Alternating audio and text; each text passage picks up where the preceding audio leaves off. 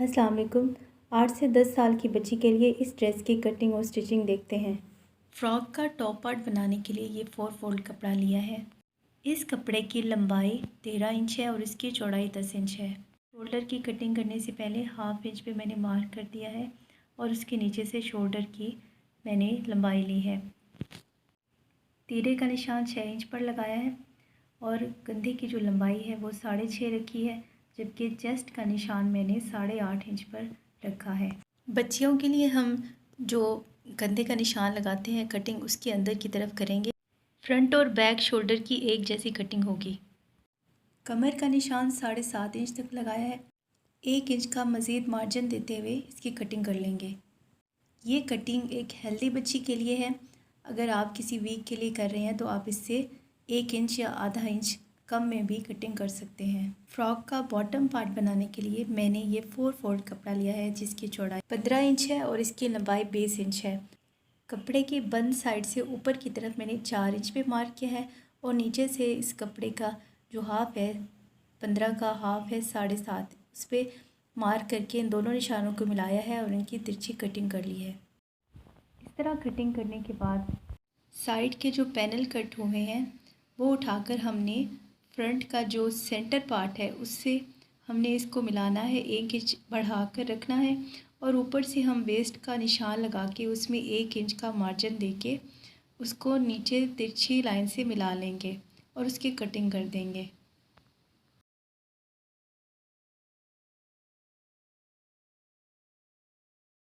नीचे से शेप देने के लिए 2 इंच पर निशान लगाना है और उसको हमने यूं गोलाई में कट कर देना है।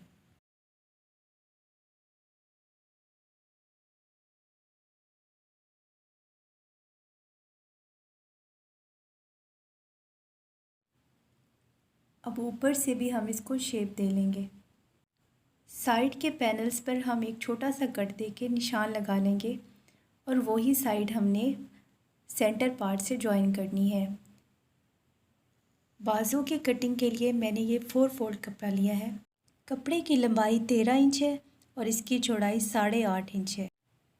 7 इंच का निशान लगाया मैंने और नीचे 3 इंच का निशान। निशानों को मिलाते हुए बाजू की शेप बना ली। बाजू खुला मैंने 5.5 इंच रखना है, तो 6.5 इंच पर निशान लगा के निशानों को मिलाया और बाजू की कटिंग कर ली।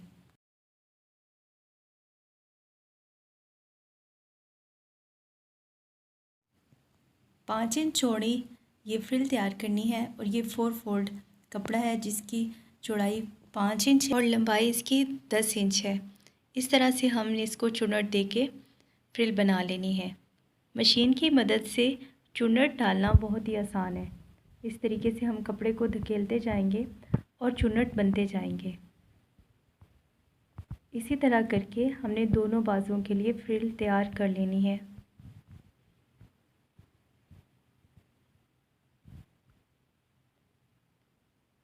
अब बाजू फ्रिल के साथ अटैच करने हैं। फ्रिल को यूं बारीक फोल्ड करके मैंने सिलाई लगा ली है।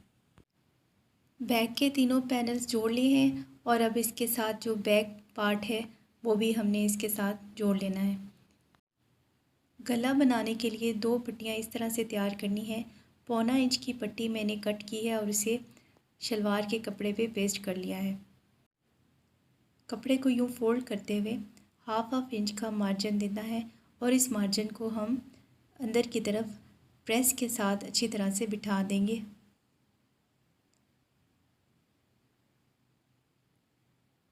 ये मार्जिन हाफ इंच होना चाहिए।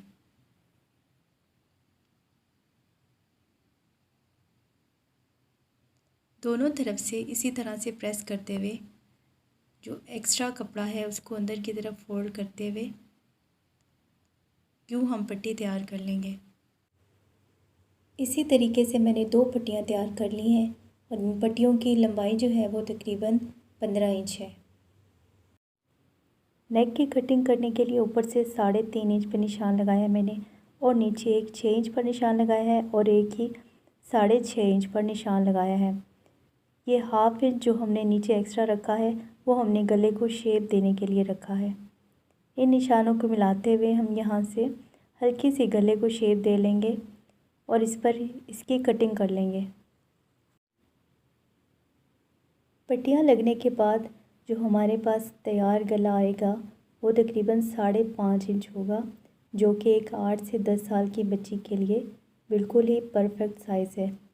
یہ پٹیاں جو ہم نے بنائی ہیں اب ہم ان کو شیپ دے لیتے ہیں۔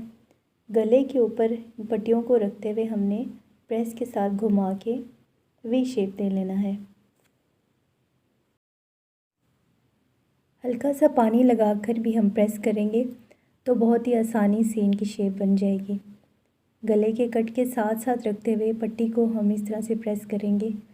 جو کھلی سائیڈ ہے وہ گلے کے ساتھ ہے اور جو بند سائیڈ ہے وہ باہر کی طرف ہے۔ پٹی کو اس طرح سے کھول لیں گے اور جو کپڑے والی سائیڈ ہے وہ ہم قمیض کی الٹی طرف رکھتے ہوئے سلائی لگائیں گے اور بکرم والی سائیڈ قمیض کے فرنٹ پہ آئے گی۔ دونوں سائیڈ پہ ہم اسی طرح سے سلائی لگا لیں گے۔ سلائی لگاتے ہوئے آپ نے اس بات کا خیال رکھنا ہے کہ آپ نے گلے کو کھینچنا نہیں ہے اور نہ ہی پٹی کو کھینچنا ہے۔ اگر آپ اس طریقے سے لگائیں گی تو آپ کے گلے میں جھول نہیں آئے گا۔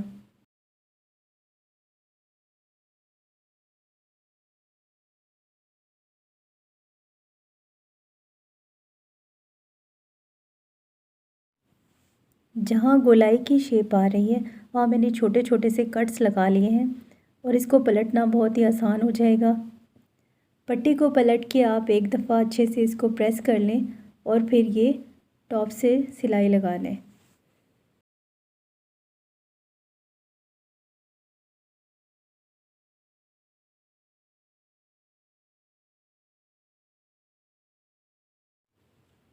پٹیوں کو اچھی طرح سے پریس کرنا ہے اور ایک سائیڈ کی پٹی اٹھا کے دوسرے پہ اوور لیپ کرتے ہوئے گلے کا نشان لگانا ہے تقریباً 6 انچ پر، اور اس پہ ہم نے سلائی لگا لینی ہے۔ بیک سائیڈ کے گلے کی بھی فنیشنگ کر لینی ہے۔ میں نے گلے کی سائز کی ایک پٹی کٹ کی ہے۔ اس پٹی کو بیک کے گلے کے فرنٹ پہ ہم سلائی کریں گے اور الٹی طرف پلٹ کے اس کو ترپائی کر دیں گے۔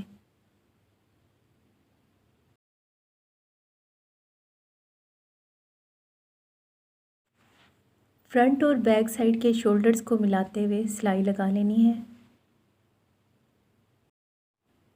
بازو کی بھی سلائی لگا لی ہے ہم نے اور بازو تیار ہو گئے ہیں۔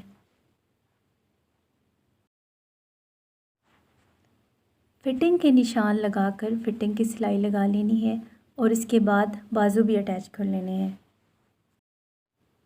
فراک کی الٹی سائیڈ باہر کی طرف رکھنی ہے اور بازو کی جو سیدھی سائیڈ ہے اسے قمیض کے یا فراک کے اندر ڈالتے ہوئے دونوں کی جو نیچے کی سلائیاں ہیں ان کو وہاں سے ملاتے ہوئے سلنا شروع کرنا ہے اور گولائی میں سیتے ہوئے بازو مکمل طور پہ اٹیچ کر لینا ہے۔ سلائی لگاتے ہوئے آپ نے اس بات کا خیال رکھنا ہے کہ آپ نے نہ تو بازو کو کھینچنا ہے اور نہ ہی کندھے والی جگہ کو آپ نے کھینچنا ہے۔ اب فراک کی باٹم سے فنیشنگ کرنی ہے۔ یوں میں نے ڈبل فولڈ کرتے ہوئے اس کو سلائی لگا لی ہے۔